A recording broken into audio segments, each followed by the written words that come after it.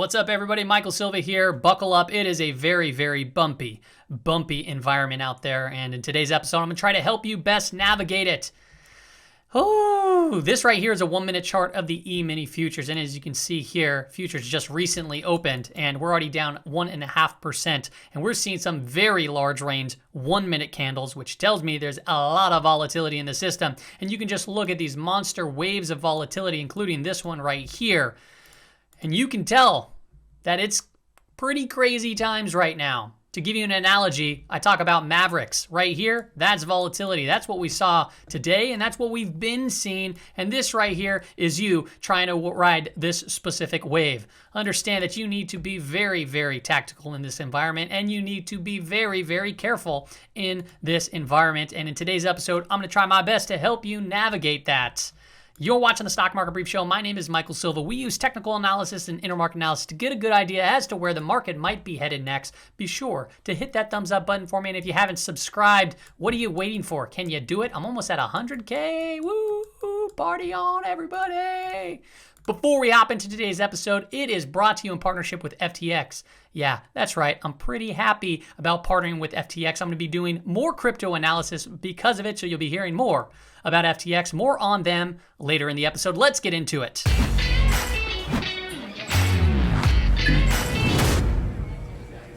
Let's see how today performed. Now, something very interesting took place today. Look at the top 4 performing sectors: utility, real estate, consumer staples, and healthcare. What does that just shout in front of your face? It's defense, defense, defense. Those were all the top performing sectors. Everything, as far as the indices go, we're in the red today. Dow Jones, S&P 500, NASDAQ Composite, NASDAQ 100, small caps and mid caps there as well. What were the lagging sectors? Technology and consumer discretionary being the worst. This is going to be one to watch right here, ladies and gentlemen. Consumer discretionary and XLP. It's a very good relationship to monitor, and the reason why is simply this. This is a relationship between consumer staples and consumer discretionary. So consumer staples, I want you to think about that as the needs. Yes, people need these type of products. And consumer discretionary, well, think of that as the wants. It's things that people want but don't necessarily need. So when the line goes down, that's a pretty healthy environment to be in. People are buying more of what they want.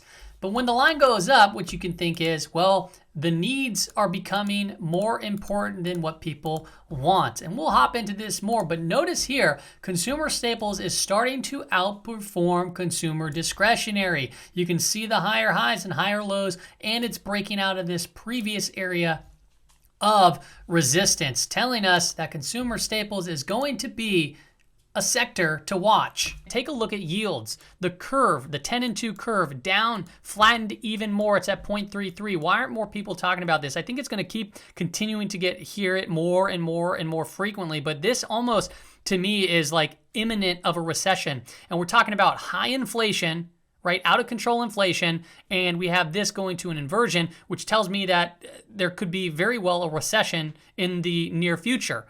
What is it? What does inflation plus recession mean? Well, it means stagflation. Very, very difficult environment to be in. Now, what works good in this environment, right? Well, typically, if you are of the belief that the market will continue to put in lower highs, lower lows, defensive is the place to be. And the thing is, we're moving into a period of seasonality right now where it's typically bullish. Now, if you are bullish based off of the seasonality or other aspects, what you need to know is this. You need to posture yourself, if you're going long, into sectors that are actually working well to be part of that bullish run, right? So, right now we can clearly see that these heavy tech growth stocks, they're getting the pounding on right now, unfortunately. So we need to start looking for areas that are performing strong and that could perform stronger with this also at our favor. So like I said, what is performing well? Well, if we look at relative to the S&P 500, you can see here a lot of the safety trades are performing well. We got gold, we got utilities, we got consumer staples, we got bonds, defensive, and healthcare, to name a few. They are all outperforming the S&P 500 in 2022. 2022 is right here. Draw a line, go straight up. Bam, bam, bam, bam, bam, bam. All the defensive names are playing out. But then you got to start really digging deep into, okay, well, now What are the industries within utilities or consumer staples that are performing well? Okay, and this is just my thought process, all right? And maybe you can learn something from my thought process here. But so for example, utilities. So I'm thinking, okay, utilities perform well in this environment. What is doing good right now year to date? Well, these are the industries in utilities. We got year to date up 2.34%. This is gas distribution. And then we have multi-utilities and conventional electricity as the top 3 industries there in utilities. So it might behoove you to start looking at individual names within these industries that are performing well. But that's just utilities. What about consumer staples? Well, if we look year to date for consumer staples, tobacco has been the strongest performer, up almost 10%. Year to date. Then we got food products, soft drinks, food retailers, and wholesalers. Okay, to name a few. So those are the strong ones, strong industries within consumer staples that you may want to pay close attention to. Now, if you're watching today's price action, you would have noticed that a lot of grocery outlets, food retailers did very, very well today, like Albertsons, Sprouts, Sprouts Farmers Market, I forget, it's SFM is the ticker code on it. And then Kroger as well. So those performed all very well. All right. Now we got to hop into the risk ranges. All right. So clearly we are still, where did we move for week to date? Well, we're basically where we started, right? So we haven't really gone anywhere for the week. And understand there's still a lot of volatility here. So we're right in that middle of this risk range or expected move. Okay. Now, this type of candle right there, it's not looking all too hot, right? We gapped up, looked strong, but then it reversed on itself. So understand this. We need to be mindful of, as we're coming into a period of positive seasonality. And unfortunately, right now, there's such a large distance from where we are to this low. But understand this. We have a high, a lower high, a lower high. And then as of right now, that's a lower high. And then we have a low, we have a lower low, and a lower low. So really at this point, if you are looking to get long various things, be mindful that if we start taking out this low, be even more cautious, right? So yeah, if the SPY comes all the way down here, takes it out, it could head a lot lower, but understand we're still a far distance from that point. Now, overnight session right now, it's not looking too hot. And keep in mind, we haven't moved anywhere too much for the week as we've been just in this volatility, just chop channel right here. So we could very well hit one of these ranges go into tomorrow. It's anybody's guess. What I like to do is zoom into the 15-minute time frame. And as you can see here, that's what we've been doing, since the 24th of January, basically, right? We've been just chopping back and forth here in the SPY. We had this bull flag that I last talked about. We moved up to the upside. But guess what? You need to be aggressive in taking profits. We had this negative divergence show as we put in a new high there, negative divergence there, and we started moving down. The 5-period moving average is still rather just kind of moving itself around, rather neutral as we're kind of chopping sideways. So be on the lookout that if we start taking out these lows, which it already looks like it after hours, we can very well try to come down to 427.50 in the potential early trading session, okay? So yes, volatility, that is for sure taking place. Qs.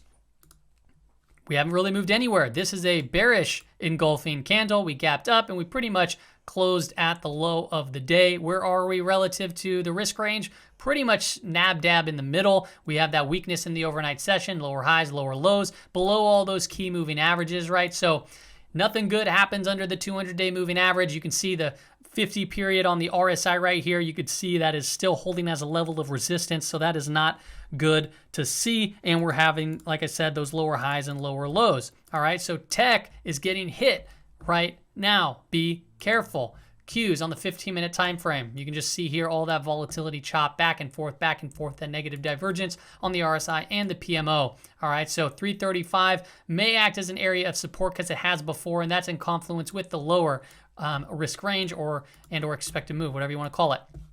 IWM, also piercing dark cloud coverage type candle where we gapped up, we've reversed. It's holding that 20-period moving average. Overnight session might change that very, very soon. Now, what we need to see hold in small caps is this double bottom, right? If we start breaking past that, that is going to spell out some nastiness for this indice and potentially more and more volatility to come and more downside to come in the various indices as well as the IWM. One thing that I didn't point out that I want to point out here is this trend line I've been paying very close attention to on the SPY. So if you notice, we have the high, lower high, lower high, so forth. And if I connect them, right, we did get gap over it slightly today, and then we reverse. So I still am watching for a potential trend break of this and getting above the weekly 5 EMA to see some support and some further momentum to the upside. We're not there yet, and I'm going to talk more. Alrighty, everybody, let's hop into the Sailor to Shift tool. This is a buy and sell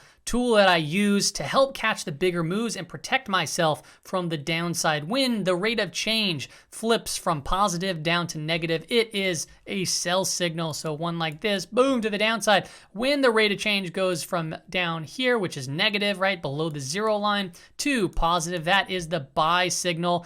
There are some structural things that I use as far as a strategy, but I put that on a separate video. So if you want more detail, you can always watch that video. I'll try to remember to put it in the description as well. And I wanted to call out where we are right now on the Sailor to Shift ratio. So we've had one buy signal so far this year. And, you know, even when it triggered, I was kind of like, I even posted on Twitter, I think it's going to be a whipsaw. And sure enough, we got the accurate buy signal and immediately got whipped out for a gain of 0% and a loss of, well, pretty much 0%. It was flat. So if you are trading this specific strategy or using this tool, understand this. The year started up here. We've had basically, we're down on the year, right? By 3, 4, 5%, somewhere around those ranges. And we haven't taken any crypto trades as far as this strategy goes. So we are outperforming the price of Bitcoin as it stands right now. This strategy outperformed it all last year too as well. That is when I started using the strategy. So I plan on continuing to use it to just catch, once again, the bigger moves to the upside and save myself from the downside. This is not a holy grail by any means, but it can help you spot trends. And why I like this tool so much is it's because it's really looking at something that's higher beta versus something that's lower beta, and it can really spot shifts in the market. So when this goes down and it tells us, hey, Bitcoin might not be the place to be, maybe perhaps gold would be that safer play. And as it stands right now, gold is moving up. Bitcoin is rather flat to slightly down, right? We did have some crazy stuff take place these last couple of trading days, but we're going to talk about that right now. Okay, so let's look at the price of Bitcoin. As it stands right now, I am tracking these two specific trend lines. First and foremost, we have it tagged here once, tagged it here, and now we tagged it again, and we're starting to see it come off that level a little bit.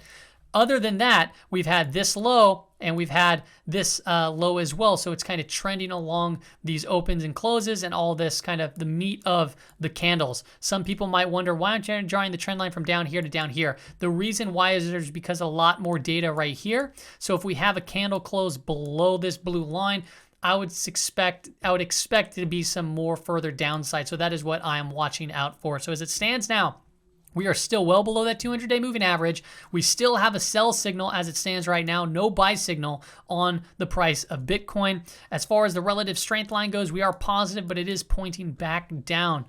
We are above the 20 and the 50-day moving average, but keep in mind they are flat to neutral right now. Same with the 200-day. So the moving averages don't work nearly as well when there's no trend. And right now we've been going sideways. There's really no trend. What's Ethereum look like? Ethereum didn't actually come up here to tag the upper line like Bitcoin did. So Bitcoin had the strength. Ethereum did not quite have the strength. Maybe that was an early indicator saying something to us. Maybe it wasn't. Who knows? I'm sure there's somebody that always knows, right? And somebody knows everything. Up right here, tagged it, and then we have the support trend line down here as it stands.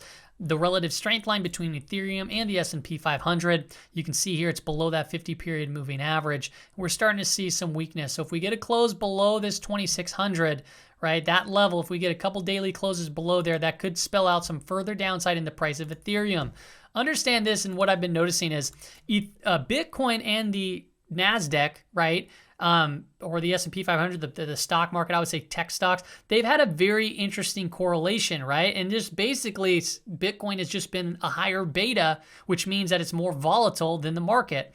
And if it goes up, you get more of a market. But they've been very highly correlated up until this day right there. On this specific day where we saw a huge move up in Bitcoin, there was actually downplay into the markets. And that, a lot of people started suggesting, see, the correlation is breaking.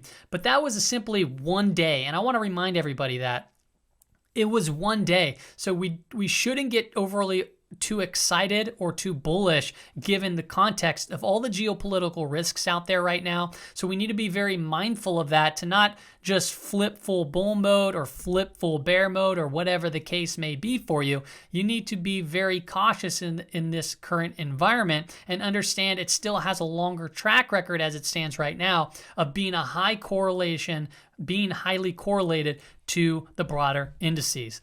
All right, everybody, that's all I have for you on today's market brief. Hope it helped out. I hope it gave you some insight into what it is that I'm looking at moving forward. I will see you back here on Friday, where we'll do the weekly recap.